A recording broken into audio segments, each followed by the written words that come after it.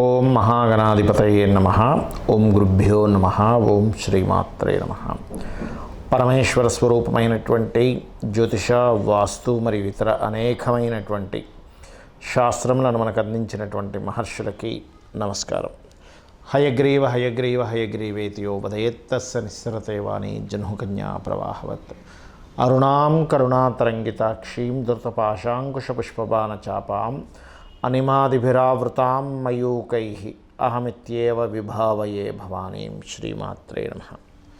ప్రేక్షకులకి ఆ లలితాంబిక అమ్మవారి యొక్క అనుగ్రహం పరిపూర్ణంగా కలగాలని మనస్ఫూర్తిగా కోరుకుంటూ మనం ఈరోజు కాందాయ ఫలము ఈ యొక్క మొదటి 4 నెలలు మనం ఆల్రెడీ చెప్పుకున్నాము ఉగాది సమయంలో. ఇప్పుడు మరలా మనకి ఆగస్టు 9 నుంచి డిసెంబర్ 9 వరకు ఉండేటువంటి 4 నెలలు నక్షత్ర వారీగా ఒక రాశిలో 3 నక్షత్రాలు ఉంటాయి. వారికి ఏ రకంగా ఫలితాలు ఉన్నాయి మరియు ఆ యొక్క ఫలితాలని అధిగమించడానికి, అంటే ఒక్కోసారి మనకి ఇబ్బంది పెట్టే ఫలితాలు ఉంటాయి, ఒక్కోసారి లాభంగా ఉంటుంది, ఒక్కోసారి సమంగా ఉంటుంది. ఆ రకంగా ఆ యొక్క ఫలితాన్ని మనకి ఎక్కువ ఇబ్బంది రాకుండా క్లియర్ చేసుకోవడానికి దేవతానుగ్రహం ఏం చేసుకోవాలి, గ్రహారాధన ఏం చేయాలి, అదేవిధంగా గోసేవ ఏం చేయాలనేటువంటి విషయాలు మనం ఒక్కొక్క నక్షత్రపరంగా చెప్పుకుందాం. కాందాయ ఫలంలో కుంభరాశి వారికి అందులో ఉండే నక్షత్రాలు ధనిష్ట, శతభిషము, పూర్వభాద్ర 1, 2, 3 పాదాలు ఉంటాయి. అయితే ధనిష్ట 3, 4 పాదాలు ఉంటాయి.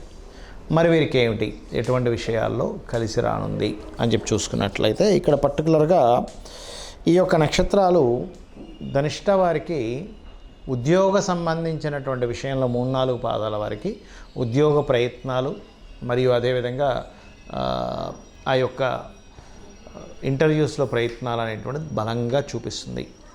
మరి దాని తర్వాత శతభిష నక్షత్రం.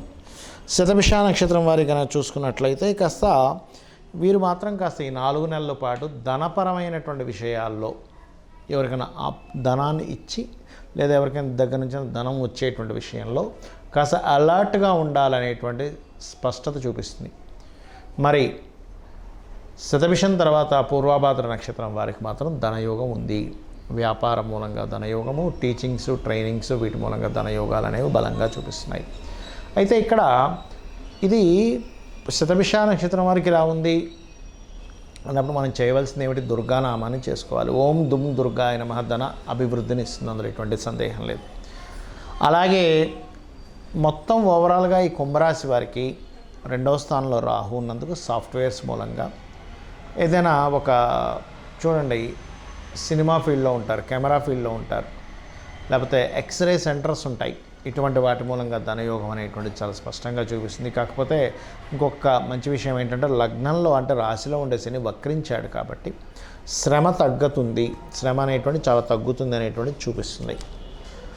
అయితే ఇక్కడ అష్టమంలో కేతు ఉన్నందుకు కొన్నిసార్లు కొంతమందికి కాన్స్టిపేషన్ ప్రాబ్లమ్స్ రావడం కానీ, లేకపోతే మరి కొంతమందికి చూడండి వాళ్ళు ఆకస్మికంగా సడన్గా కొన్ని నిర్ణయాలు తీసుకుంటూ ఉంటారు విచిత్రంగా. అటువంటి నిర్ణయాలు మాత్రం తీసుకోకూడదు అనేటువంటి చాలా స్పష్టంగా గోచరిస్తుంది. ఉద్యోగ అవకాశాలు అయితే ఓవరాల్గా కుంభరాశి వారికి బాగున్నాయని చెప్పుకోవాలి. అయితే అందులో ముఖ్యంగా నేను చెప్పినటువంటి నక్షత్రం వారికి మరింత ఎక్కువగా ఉంటాయి. అందులో ధనిష్ట నక్షత్రం వారికి చూసుకున్నట్లయితే ఇక మీరు చేయవలసిన దేవత ఆరాధన ఏమిటి, సూర్య సంబంధించినటువంటి ఆరాధనతో పాటు ముఖ్యంగా విష్ణు సహస్రనామాలు, కనీసం కేశవనామాలైనా, లేదంటే అవన్నీ నేను పలకలేను, నోరు తిరగదనుకునేటువంటి వారు ఓం నమో నారాయణాయ. ఎందుకంటే పంచమ స్థానం ఎప్పుడైతే యాక్టివేషన్ అయిందో, మంత్రస్థానం ఎప్పుడైతే యాక్టివేషన్ అయిందో పూర్వజన్మ కర్మ అనేటువంటిది తొలగుతుంది. ఇది చేయండి.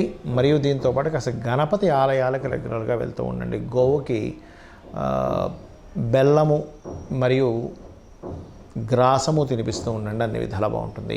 ఈ కాందాయ ఫలాలు కానివ్వండి, రాశి ఫలాలు కానివ్వండి, మాస ఫలాలు కానివ్వండి, వార ఫలితాలు ఏవైనా కానీ ఒకటే గుర్తుపెట్టుకోండి, వీటన్నిటికంటే అతి ముఖ్యంగా మీరు చూసుకోవాల్సినటువంటిది మీ జన్మజాతక ఫలితం. ఎందుకంటే మనము పూర్వజన్మల్లో ఏదైతే కర్మని చేశామో ఆ కర్మ యొక్క ఫలితం ఈ జన్మలో మనం పొందుతూ ఉంటాము. మరి ఈ జన్మలో చేసేదండి, ఈ జన్మలో చేసే కొన్ని మంచి పనులు, సహాయం చేయడం, మాట సహాయం కావచ్చు, లేకపోతే ఇంకేదైనా సరే ఎవరికైనా పుస్తకాలు ఏమంటే ఇచ్చినవి కావచ్చు, అది కూడా కొంతవరకు మనం అనుభవిస్తూ ఉంటాం, ఇక్కడ అనుభవించమని కాదు. కానీ మనం ఎటువంటి పుణ్యకర్మ చేసినా నెక్స్ట్ జన్మలోకి వెళ్తుంది. అది 12 ఫైల్స్గా మారుతూ ఉంటుంది. అంటే ధనభావము, భాగ్యభావము, పుత్రభావము, వివాహము, జీవిత భాగస్వామి ఎలా ఉంటుంది అన్నీ కూడా ఈ జన్మలో ఎటువంటి కర్మని చేస్తామో ఆ రిలేటెడ్ సంబంధించిన ఆ 12 హౌజెస్లో అది వెళ్ళి చేరుతూ ఉంటుంది. అది గుడ్ ఆర్ బ్యాడ్. అందుకే మీరు ఏం చేయాలి, మీ యొక్క పర్సనల్ చార్ట్ ముఖ్యంగా చూసుకోండి. మీరు ఎదగలేకపోతున్నారు, లగ్నభావం ఎందుకు వీక్గా ఉందా, స్ట్రాంగ్గా ఉందా, ఎందుకు అనారోగ్యం వస్తుంది, ఎందుకు మీరు స్ట్రెస్ అవుతున్నారు. అలాగే మరొకటి ఏంటంటే ఇక్కడ ధనస్థానం. చాలామంది చూడండి ఎంతో టాలెంట్ ఉంటుంది కానీ డబ్బులు సంపాదించలేకపోతుంటారు. అంటే మీ ధనాధిపతి ఎక్కడో పాపకత్తిరిలోనో రాహుకేతు యాక్సెస్లోనో ఉన్నాడు. ఇదైతే ఎలా ఉన్నాడో దాన్ని బట్టి ధనం యోగం కూడా వస్తుంది. అంటే ఎలాగా, మీకు రియల్ ఎస్టేట్లో ధనయోగం ఉందనుకోండి, మీరు వెళ్ళి సాఫ్ట్వేర్ జాబ్ చేస్తానంటే కుదరదు, రియల్ ఎస్టేట్లోనే డబ్బులు వస్తాయి. సాఫ్ట్వేర్లో ఉందనుకోండి, సాఫ్ట్వేర్ కంపెనీ పెట్టుకుంటేనే వస్తుంది, అప్పుడు రియల్ ఎస్టేట్ చేస్తారు. అది కొంతమందికి రెండూ ఉంటాయి, సాఫ్ట్వేర్ ఉంటుంది, రియల్ ఎస్టేట్ ఉంటుంది. అలాంటప్పుడు డియోల్ ధనయోగాస్ అంటారు, వ్యాపార ధనయోగాలు ఉంటాయి. ఆ రకంగా చూసుకోవాలి. అంతేగాని ఏలినాడ్సిని వచ్చిందండి, సర్పదోషం ఉందండి అందుకే నాకు ధనయోగం లేదనుకోవడానికి కాదు. అయ్యో ఆ ఇబ్బంది, ఆ దోషం ఉంటుంది కాదనట్లేదు, కానీ దానికి సంబంధించిన పరిహారం చేసుకొని మార్గం వెతుక్కొని వెళ్ళిపోవాలి. ఎలా అంటే మనం ఒక ప్రదేశానికి వెళ్ళాలి, కూర్చొని ఆలోచిస్తున్నంతసేపు వెళ్ళలేం. సరే కాసేపు ప్లానింగు వెళ్ళడానికి ఏమిటి అని చెప్పి చూసుకోవచ్చు, కాసేపు మీరు ఆలోచించవచ్చు. కానీ చాలామంది తెలియక జీవితాంతం ఆలోచిస్తూనే ఉంటారు. ప్రయాణం చేస్తేనే గమ్యం వస్తుంది అనే విషయాన్ని మర్చిపోతారు.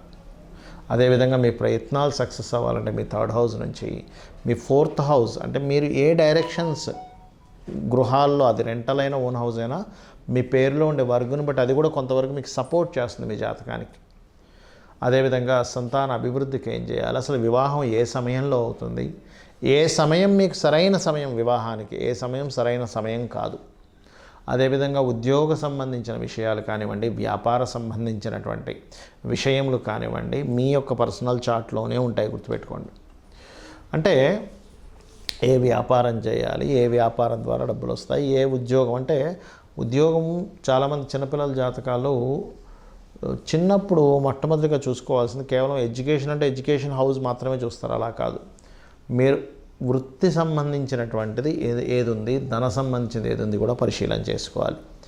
ధనము, వృత్తి. ఇప్పుడు చూడండి, ఎవరు టైంపాస్కి చేయరుగా ఎడ్యుకేషన్ కూడా ఇవాళ రేపు ప్రొఫెషనల్గా ఆ యొక్క ప్రొఫెషన్ తీసుకోవడానికి చేస్తారు. ఆ ప్రొఫెషన్ తీసుకోవడానికి చేస్తున్నాము అన్నప్పుడు మరి దానికి సంబంధించినటువంటిది మనం చేయాలి. అలాంటప్పుడు ముఖ్యంగా ఏంటంటే మీరు ఒకటే గుర్తుపెట్టుకోండి, మీ యొక్క జన్మజాతకంలో ధనాన్ని, ప్రొఫెషన్ని ఏ గ్రహం ఇస్తుందో దానికి ఫస్ట్ ప్రయారిటీ ఇవ్వండి. విద్య అనేటువంటిది అది ప్రొఫెషన్గా మారాలని రూల్ లేదు, క్యాజువల్గా నేర్చుకోవచ్చు, దాంట్లో టాలెంట్ పొందొచ్చు, ఆ యొక్క విద్య మీకు రావచ్చు. మనం నేర్చుకున్న ప్రతిదీ ప్రొఫెషన్గా మారాలని లేదు, గుర్తుపెట్టుకోండి. కానీ ప్రొఫెషన్గా మారాలనుకున్నప్పుడు మాత్రం ప్రొఫెషనల్గా ఇచ్చే గ్రహాలు ఏమిటో వాటిని పట్టుకోవాలి. అలాగే లైఫ్లో ఆకస్మిక సంఘటనలు, టర్నింగ్ పాయింట్స్ అంటారు, ఆ యొక్క టర్నింగ్ పాయింట్స్ కానీ ఆకస్మిక సంఘటనలు కానీ ఇవన్నీ కూడా ఏంటంటే మీ యొక్క జన్మజాతకంలో ఎప్పుడు ఎక్కడున్నాయనేటువంటిది చాలా స్పష్టంగా తెలుస్తూ ఉంటుంది. ఇక మీరు ఇవన్నీ నాకు తెలియవు, శరణాగతి అంటారు.